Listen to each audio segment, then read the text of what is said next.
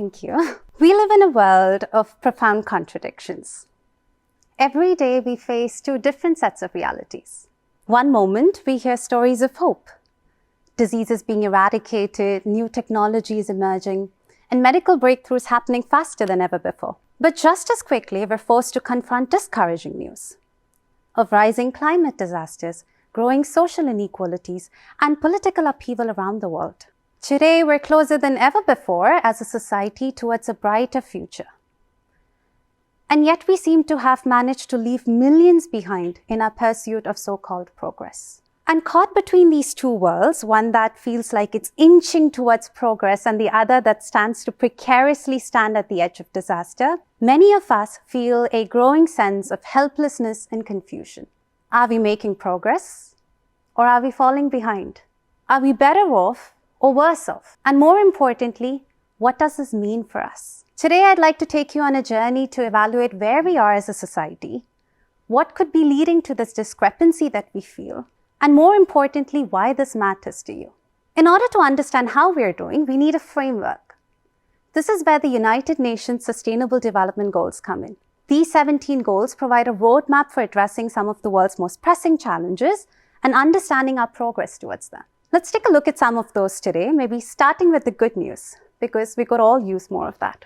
The first Sustainable Development Goal is on eradicating extreme poverty. This is foundational because poverty is at the root of many social and development challenges. When people are trapped in cycles of poverty, they don't have access to basic resources to improve their own lives, let alone contribute to bigger development goals. As a result, it becomes much harder when we're trying to tackle issues like climate change when millions are still trapped in poverty.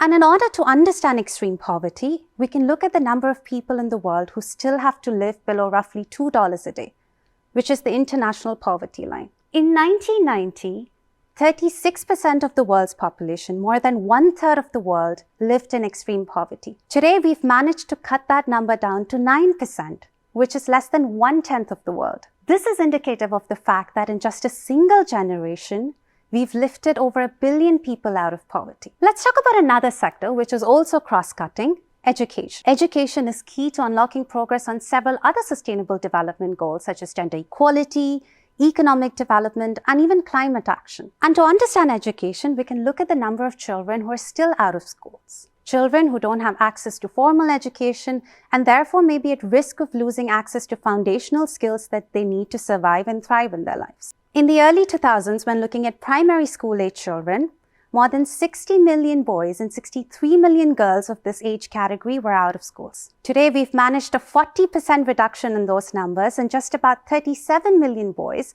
and 35 million girls remain out of school. This is also impressive considering that during this time, the population of primary school-age children grew. And despite the growth, we've managed to keep these numbers down. Additionally, historically, girls were often excluded from educational institutions because of cultural, social, and economic factors. And today, that narrowing gap between girls and boys who are out of school is a small stride we've made towards gender equality. And a win for us all. Let's take a look at another sector that we've all personally felt the impacts of during the COVID-19 crisis, which is health and access to healthcare. One critical way of understanding health is to look at the under 5 mortality rates. This is the number of children below the age of 5 who lose their lives annually. And this is a critical indicator of how we're doing, not just in terms of health, but also related sectors such as nutrition, gender-based empowerment, and access to clean water and sanitation. In the early 1990s, more than 12 million children of this age group lost their lives each year per 1,000 live births. And today, we've managed to cut that number down to 5 million children. And while we still have a long way to go, this is indicative not just of a life saved, but every statistics here reveals societies that have been transformed as a result of it.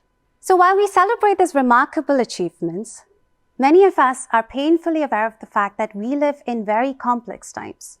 We face several interconnected global development challenges, many of which, if not addressed swiftly and sufficiently, could actually reverse the decades of progress that we've seen.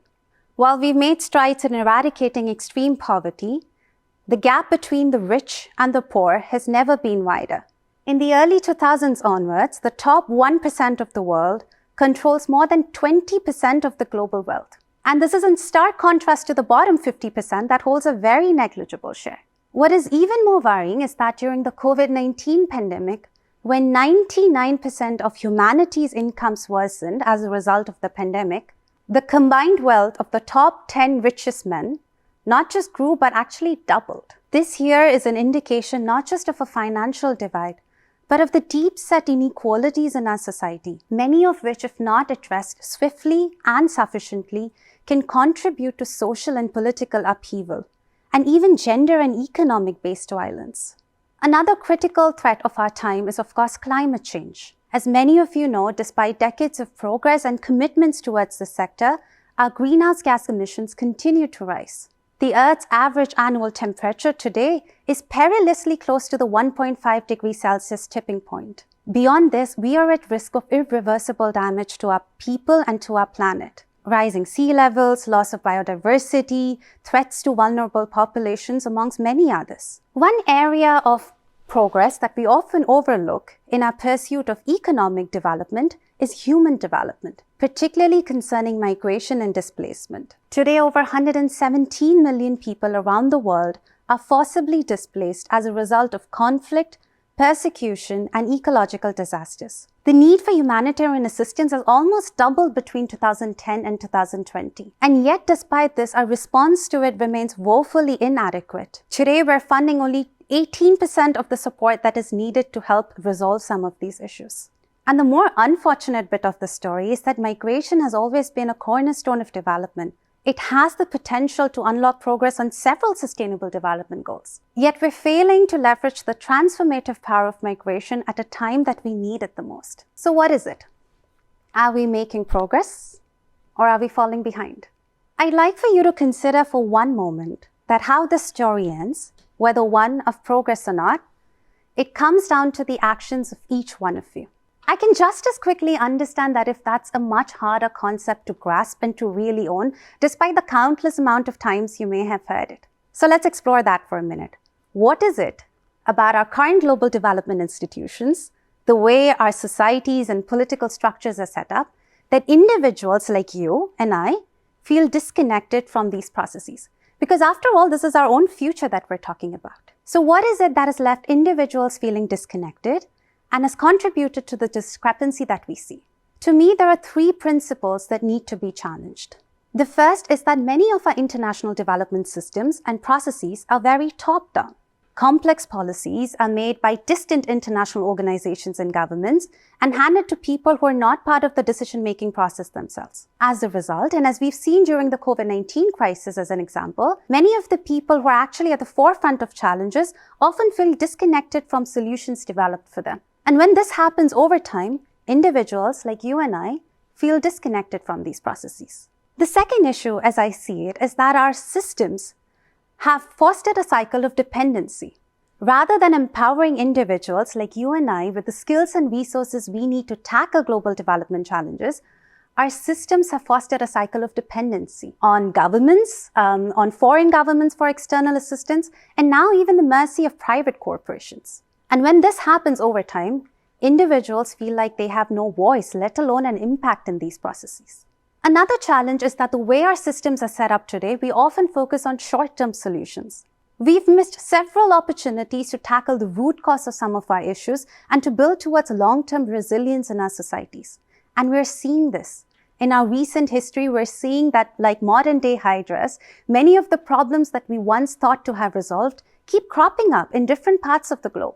And when this happens over time, it is understandable if individuals like you and I feel like nothing ever changes, and there's no reason to be a part of this. Keeping these limitations in mind, I'd like for us to imagine a new way of doing development. I like to call this the empowerment-driven development model. Imagine that instead of systems, people like you and I are part of the process. Our knowledge, our skills, our voices are leveraged to contribute to global development processes such that you and I have an active role in shaping our own futures. And imagine that in order for this to work, people are given the skills and resources that they need to combat issues on the ground in coordination with people in power, such that over time, people are active, transformative agents of change rather than just passive recipients of policies. And imagine that instead of the fortress systems of international institutions that we have today that excludes a huge majority chunk of our population, The focus is on inclusion and diversity such that people have a voice and an impact they can work towards. Now, if you like what you imagine, the best part about this model is that it starts with you and that it can start now. So here's what you can concretely do. Reject cynicism. Reject the idea that nothing will change or that you're too small or that the challenges against you are just too profound. Remember that a lot of the rights that we have today in society were once denied to us. Slavery was legal, women and minorities were outright denied basic rights, and pollution in the name of progress went practically unchecked. But this changed. This changed because individuals rejected the way things were happening. And sometimes it takes just one individual, like Rosa Parks, to decide that enough is enough before change starts sparking. The second thing you can do is to stay informed. At a time of global history, when the resources of the world are at your fingertips, ignorance cannot be an excuse for inaction. So stay informed and seek information beyond your echo chambers, because with information comes awareness, and with awareness comes action. And we've seen this in our recent history with the Me Too movement or the Arab Spring movement. These were information-led social movements. Start advocating. One of the biggest misconceptions to advocacy is that you need to be an expert in order to raise your voice for something you care about. More often than not, you need conviction rather than expertise. And remember, if you ever feel too small or too alone in the face of global development challenges, remember that the Fridays for Future movement was sparked by a 15-year-old girl, Greta Thunberg, who stood alone outside the Swedish parliament with nothing but handmade signs protesting for a future that she cared about. If a 15-year-old can be an advocate, so can you. Demand action. Your silence in the face of global development challenges is not just a disservice to yourself. It is a disservice to your future and to your societies. Remember that 20 years from now on, when many of you will inherit this world in all of its gloom and glory, will you be able to face challenges of global development? Are you equipped to deal with the world as it comes? Will you be able to combat climate change? Will you be able to undo histories and centuries of injustices that have been perpetuated? And will you be able to deal with all the new global crises that come your way? If not, then start demanding action now. And lastly, take ownership. Recognize your right, your responsibility, but more importantly, the impact that you can have. Most of the progress that we've made today as a society, from women's rights to access to clean water, education, and many other public services, came because of individuals and communities coming together. And this is not to place the responsibility of global development on you, but to remind you of the profound impact that you can have. The paradox of progress, ladies and gentlemen, is that each of us holds the key to shaping our future, for better or for worse. And the paradox is that how the story ends, whether one of progress or not, whether this is a story that ends in hope or one that ends in despair, this comes down to you. And today you are at a critical point of global development. You're at the crossroads of history. Where do you go? And what do you do? Because this part of the story, ladies and gentlemen, this is up to you. Thank you for your time.